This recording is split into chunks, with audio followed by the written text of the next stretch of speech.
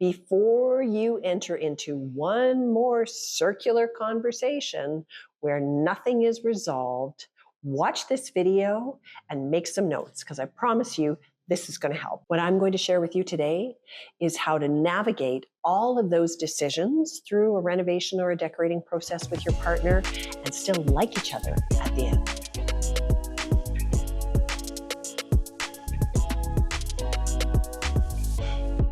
Welcome to the KHD podcast. We have a super fun episode for you today called How to Survive a Renovation with Your Partner. We've all been there, more times than maybe we care to recount, when we are navigating yet another decision with our partner and we just want them to listen and do what we want.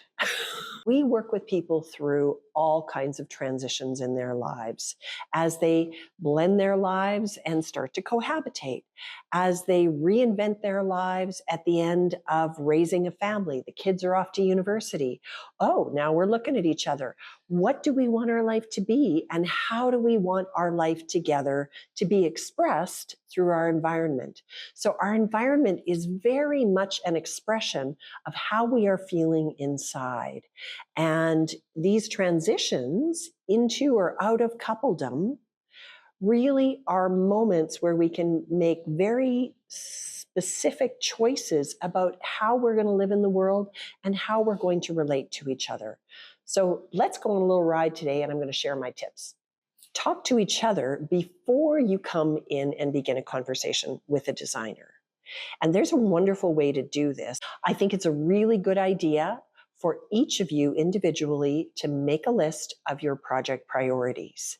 Then compare lists, and then bring both of those lists in when you talk to your designer about your overall project.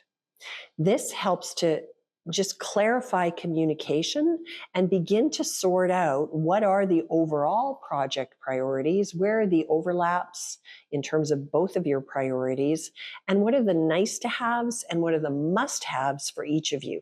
This is a great foundation for that first conversation. Employ visual aids. Very often it's easier for people to tell us what they hate or what they don't like than it is for what they like. So finding representations of things that you like, whether it's on Pinterest or Houzz or just general images that you find somewhere on the internet, things that speak to you and that attract you, are really useful tools, as well as that list of things that you don't like. Decide who's the boss in specific areas.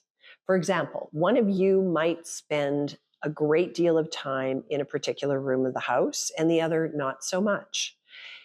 It's okay to be a little bit territorial as long as you're clear with your partner about where you're going to be territorial. If you're the person who does most of the cooking in the household, then maybe you're the one who gets the final vote when it comes to the kitchen.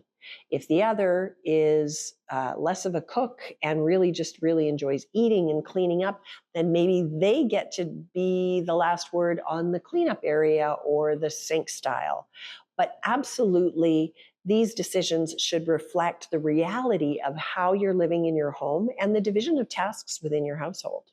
What we're not looking to recreate in the office is a reenactment of Deadpool versus Wolverine. Enlist the aid of a neutral third party.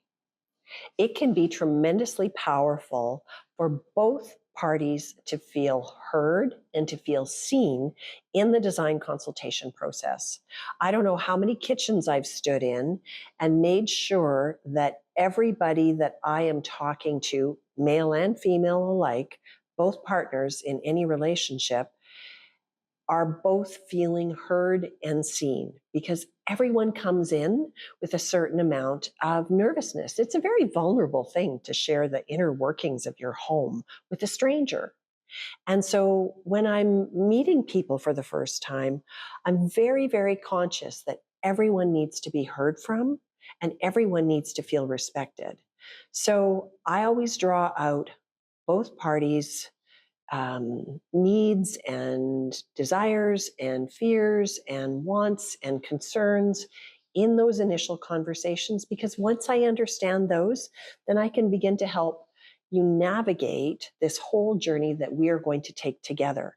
But as a neutral third party, I'm a wonderful ally and asset for both of you to get you to where you're both going to be happy and a beautiful result. Stay connected through the process, not just at the beginning when you are defining the areas that you're going to work on and maybe what your priorities are in those areas, but also have some regular check-ins in between your meetings with your design professional with each other. Maybe you've come around to your partner's way of thinking about a particular area, or perhaps there was something that felt really important to you at the beginning of the process that feels less important now. And maybe it's something you're willing to give up or modify or change in some way to meet your partner halfway. So continue to do those check-in meetings with each other in between your meetings with your designer, just to make sure that you actually are on the same page. What I can tell you from my experience working with so many couples over decades is that we often will start out in a particular place at the beginning of a design or really the design process. And then our thinking will soften or evolve or develop over the course of the design process, which is why we give it a little bit of time so that organic process can happen. And that also can happen relative to what you thought were maybe hard and fast stances that you or your partner held. So it's good to continue to communicate all the way through, both inside of meetings and outside of meetings. Choose to have fun. Designing is about fun. It's about creating beauty and a gorgeous space that is going to nurture and support you both on your shared journey. It should be fun. It's a joyous thing.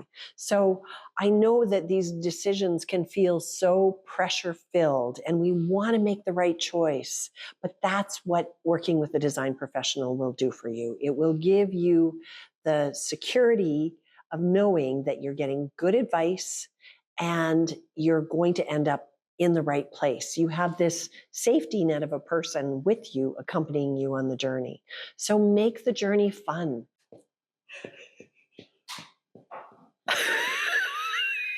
What an exciting adventure you two get to embark on together.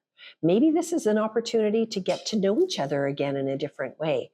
This is absolutely an opportunity to discover things about your partner that you may not have known before. There are so many things to learn still about each other. So enjoy the journey and allow it to deepen your connection.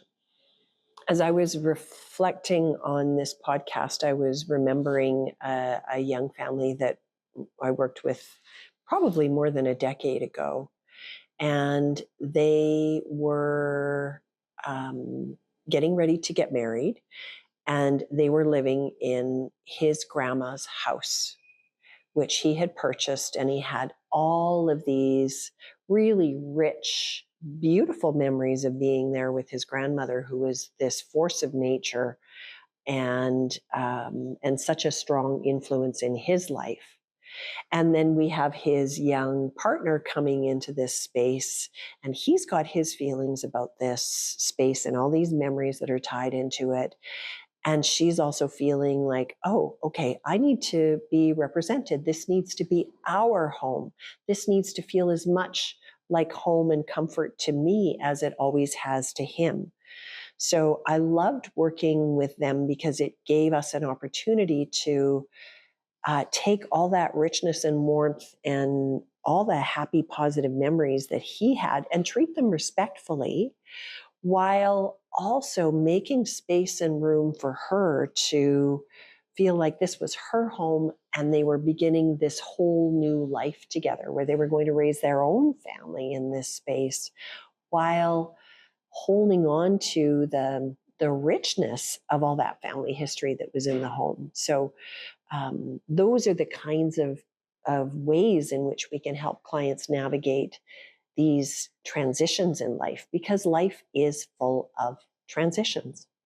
Late in life romances to me always seem extra sweet. I'm thinking of one family in particular where they got together sort of on the edge of retirement, and we worked with them to create this beautiful reflection of their sense of adventure in the world, and also all kinds of extra special places within their home where we were able to, bring in this love of music and this love of art, and create an art room, and also making sure that we created a super fun playroom for the grandchildren so that everybody was welcome in that home, even though it was a newly blended family. I've had tremendous fun preparing for this podcast because I've had the opportunity to reflect on all the couples that I've worked with over the last 20 plus years and how we have worked together as a trio in order to get them to a great result. So I promise you there's hope for you. If you've enjoyed one of our podcasts, please share it with a friend, or like, subscribe, and let Britt know what you think of the podcast, because she is dying for some feedback.